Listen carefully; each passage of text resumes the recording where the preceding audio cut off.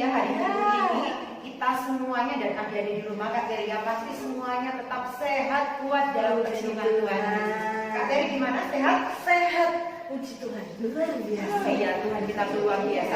Dan Kak Eri dan Kak Teri percaya adik-adik di rumah juga pasti tetap dalam perlindungan Tuhan. Amin. Nah, sekarang kita sudah siap untuk memuji Tuhan Kak Teri? Siap Kak Eri. Kita mau nyanyi lagu apa Kak Teri? Adik-adik sudah siap belum Kak? Coba kita tanya. Coba kita intip. Wow, sudah semuanya Kak Teri semuanya sudah duduk manis sudah penguasaan diri. Nah, kita mau memuji Tuhan nyanyi lagu apa Kak Teri? Kita mau menyanyi kasih Yesus adik-adik. Kasih Yesus indah-indah. Oke. Oh, tidak sabar adik-adik. Yuk kita semua nyanyi kasih Yesus indah-indah. Oh indah.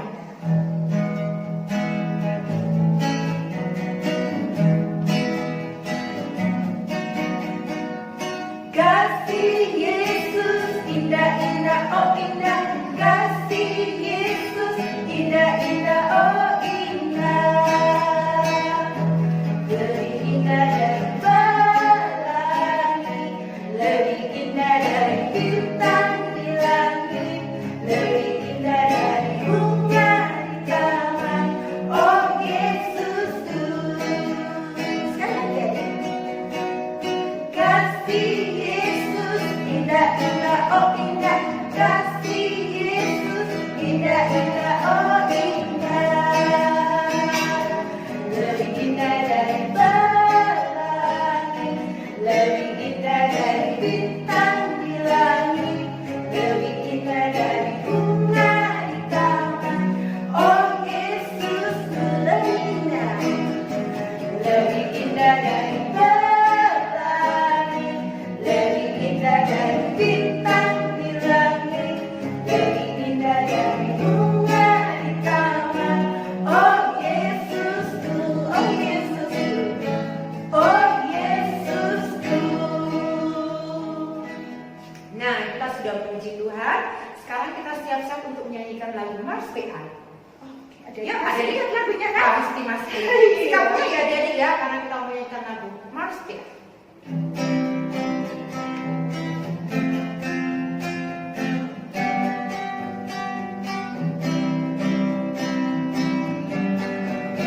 Gereja yang melayani sampai ke pelosok dunia, wujudkan kasih ilahi, menyatakan terang Injil. Terbentanglah ya Tuhan, kami kunjung bertumbuh riang. Oh, betapa rindukan kasih sayang di dalam bimbingan. Tuhan jadikan kami pekerja yang penuh setia, dan dengan sukacita mau merawat benih menyirami, dengan semangat mengabdi kami satu di pelayanan, bernyanyi dan bercerita untuk kemuliaan Allah. Tuhan bijaksana, jati diri pelayan kami, ada dalam berkarya. Tuhan Yesuslah kawan sejati, dengan semangat mengabdi kami satu di pelayanan, bernyanyi dan bercerita untuk kemuliaan Allah. Oke Kak Teri, kita sudah memuji Tuhan. Sekarang saatnya kita untuk mendengarkan firman Tuhan yang akan disampaikan oleh siapa Kak? Kak Nita. Oke, sudah siap adik-adik?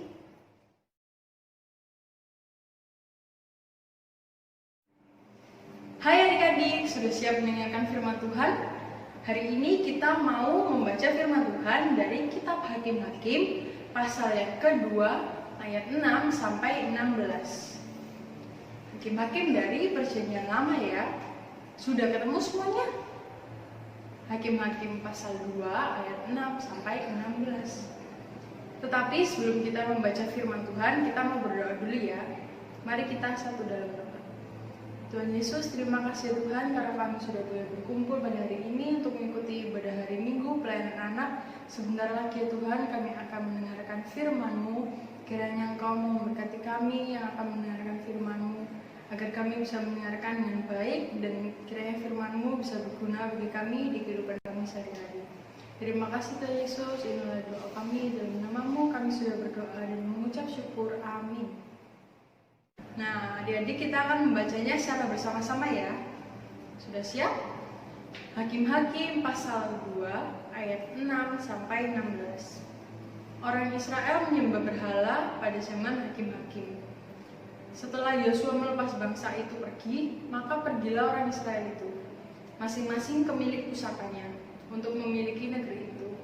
Dan bangsa itu beribadah kepada Tuhan sepanjang zaman Yosua dan sepanjang zaman para tua-tua yang hidup lebih lama daripada Yosua, dan yang telah melihat segenap perbuatan yang besar yang dilakukan Tuhan bagi orang Israel. Dan Yosua bin Nun, hamba Tuhan itu, mati pada umur 110 tahun. Ia dikuburkan di daerah milik pusakanya di Timnat Heres, di pegunungan Efraim, di sebelah utara Gunung Gaas. Setelah seluruh angkatan itu dikumpulkan kepada nenek moyangnya, bangkitlah sesudah mereka itu angkatan yang lain, yang tidak mengenal Tuhan ataupun perbuatan yang dilakukannya bagi orang Israel. Lalu orang Israel melakukan apa yang jahat di mata Tuhan, dan mereka beribadah kepada para Baal. Mereka meninggalkan Tuhan, Allah nenek moyang mereka, yang telah membawa mereka keluar dari tanah Mesir, lalu mengikuti Allah lain dari antara Allah bangsa-bangsa di sekeliling mereka, dan sujud menyembah kepadanya, sehingga mereka menyakiti hati Tuhan. Demikianlah mereka meninggalkan Tuhan dan beribadah kepada Baal dan para Asytoret. Maka bangkitlah murka Tuhan terhadap orang Israel. Ia menyerahkan mereka ke dalam tangan perampok dan menjual mereka kepada musuh di sekeliling mereka, sehingga mereka tidak sanggup lagi menghadapi musuh mereka. Setiap kali mereka maju, tangan Tuhan melawan mereka dan mendatangkan malapetaka kepada mereka, sesuai dengan apa yang telah diperingatkan kepada mereka oleh Tuhan dengan sumpah, sehingga mereka sangat terdesak. Maka Tuhan membangkitkan hakim-hakim yang menyelamatkan mereka dari tangan perampok itu. Amin. Oke adik-adik, dari kitab Hakim-hakim ini kita tadi sudah mendengar cerita yang lumayan panjang. Tapi adik-adik tahu nggak apa temanya dari bacaan yang kita baca barusan? Jadi temanya hari ini adalah Aku adalah umat Tuhan masa kini. Tapi sebelum itu Kak Mita mau tanya dulu, adik-adik di rumah semua tahu nggak ya apa itu arti umat Tuhan? Apa kita cuma biasanya sekedar mendengarkan aja, oh aku umat Tuhan, kamu umat Tuhan, tapi kira-kira kita tahu nggak ya sebenarnya umat Tuhan itu yang seperti apa? Ada yang tahu adik-adik? Oke, kita akan belajar bersama hari ini ya mengenai umat Tuhan itu apa. Setelah kita membaca tadi, adik-adik tadi mendengar nggak cerita dari bangsa Israel? Bangsa Israel yang mengalami perjalanan keluar dari tanah Mesir menuju ke tanah Kanaan. Tadi waktu mereka keluar dari tanah Mesir, mereka dibantu oleh seorang bapak, namanya Bapak Yosua. Tapi sebelum Bapak Yosua, sebelumnya ada lagi yang membantu mereka keluar dari tanah Mesir, yaitu Bapak Musa. Sudah berjalan dari tanah Mesir menuju ke tanah Kanaan, mereka harus melewati padang gurun yang sangat luas. Mulai dari pertama kali mereka keluar dari tanah Mesir, Tuhan mengirimkan Musa bagi mereka. Setelah melalui perjalanan, Musa ternyata sudah wafat duluan. Dia belum sampai membawa bangsa Israel menuju ke tanah Kanaan. Tapi Tuhan menggantikannya dengan Bapak Yosua. Setelah itu Bapak Yosua memimpin bangsa Israel untuk menuju ke tanah Kanaan.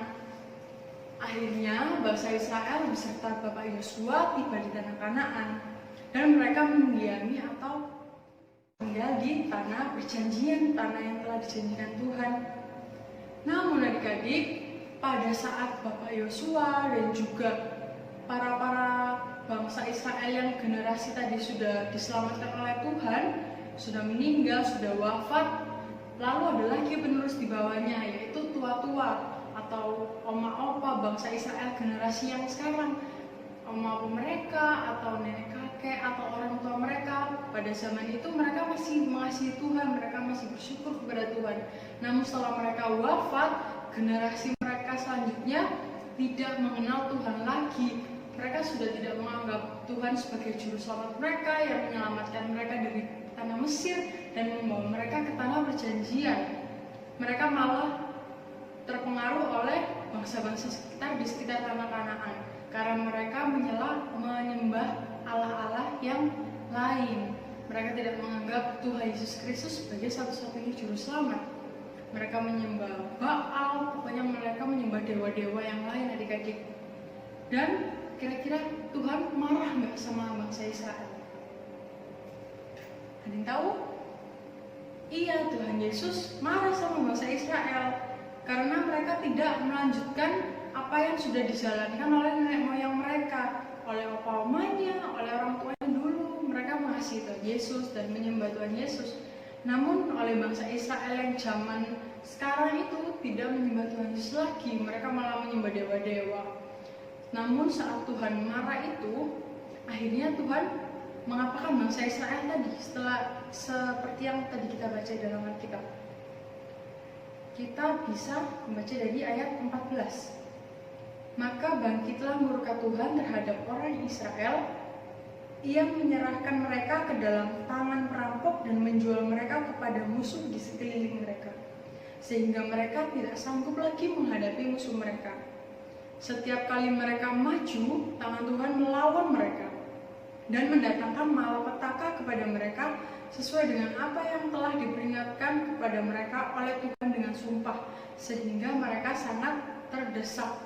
Jadi karena mereka telah melakukan penyembahan berhala, menyembah dewa-dewa lain, bukan menyembah Allah Tuhan kita, Tuhan murka, Tuhan marah, sehingga mereka diserang oleh bangsa-bangsa lain. Bangsa Israel diserang oleh bangsa-bangsa lain.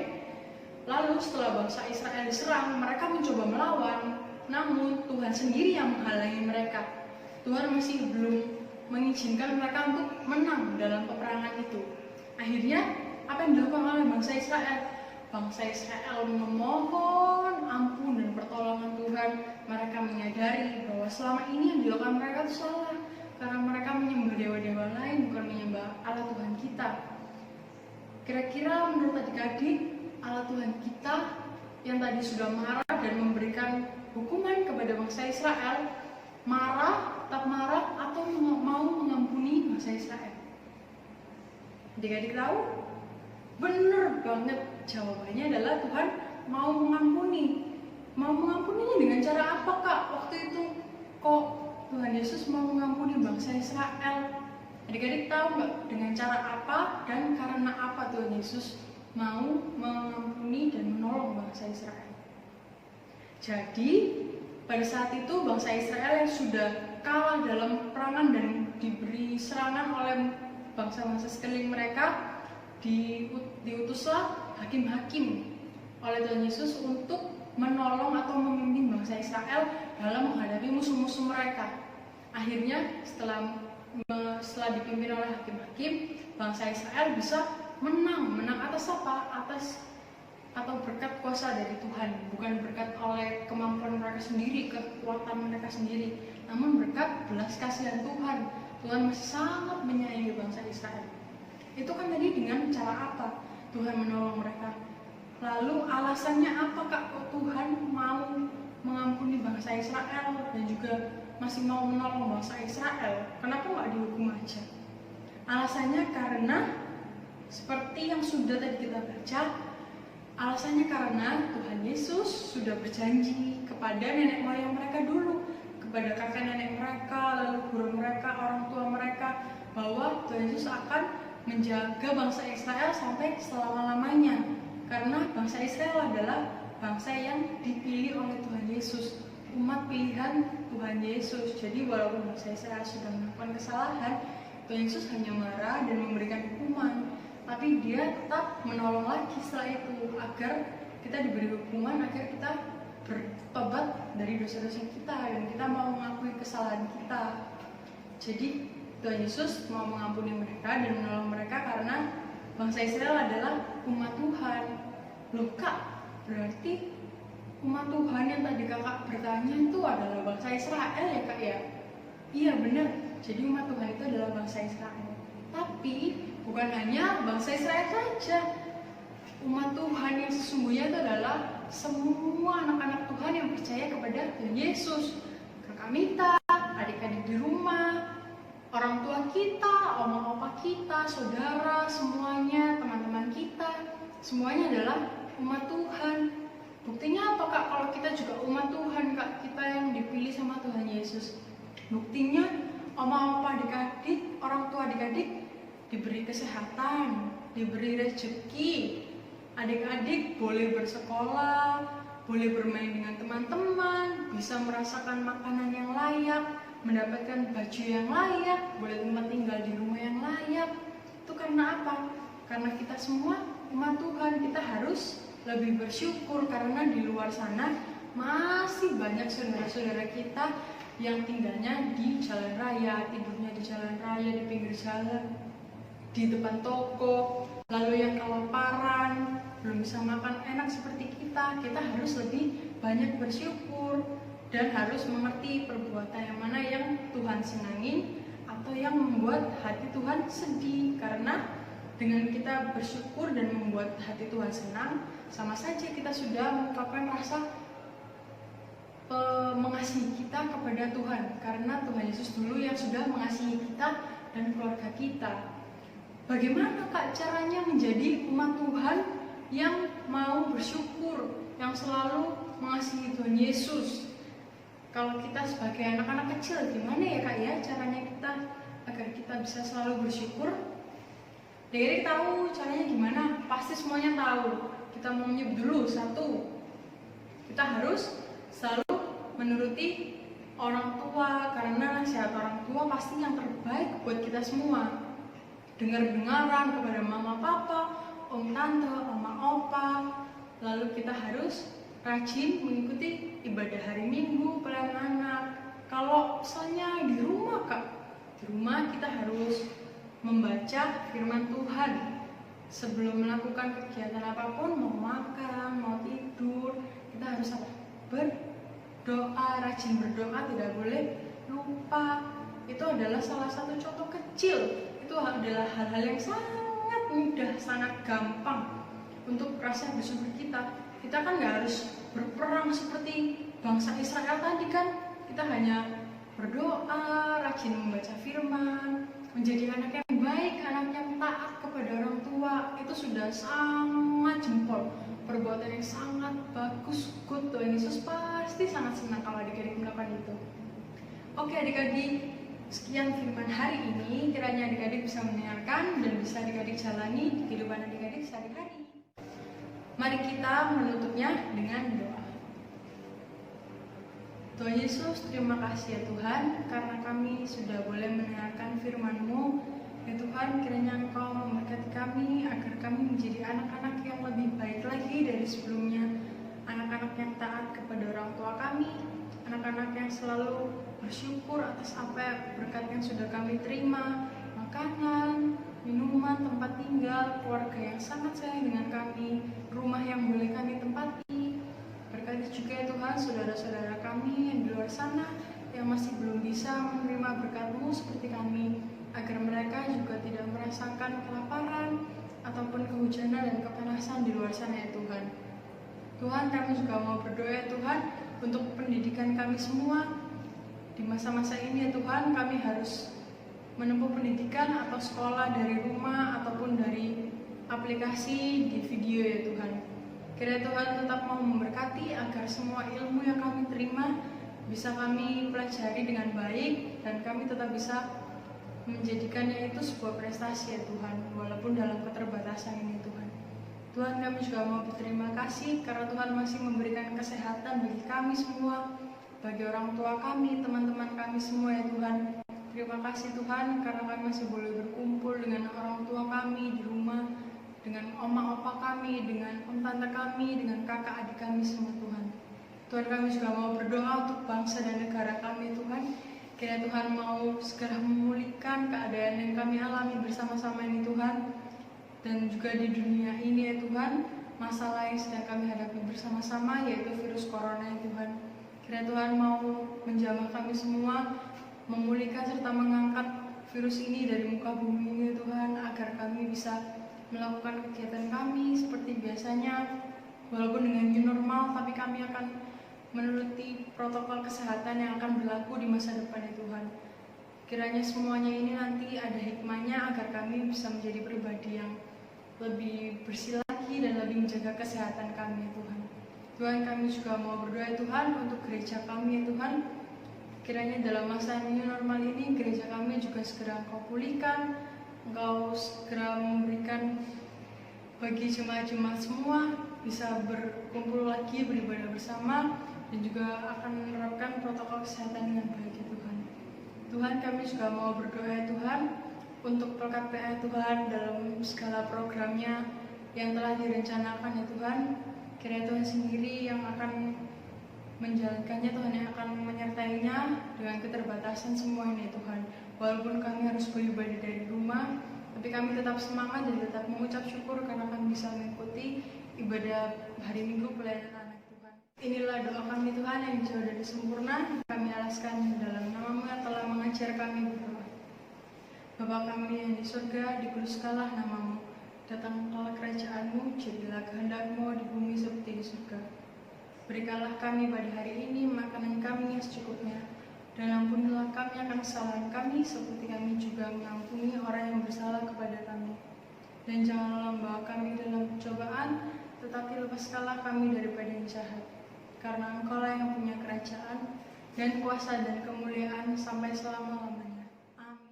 Oke adik-adik tadi sudah mendengarkan firman Tuhan yang sudah disampaikan oleh Kak Mita. Kak Teri diberkati?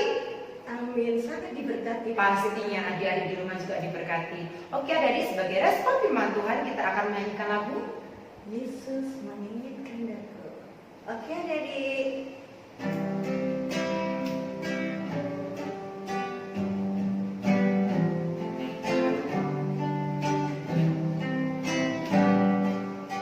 Yesus menginginkan daku bersinar baginya,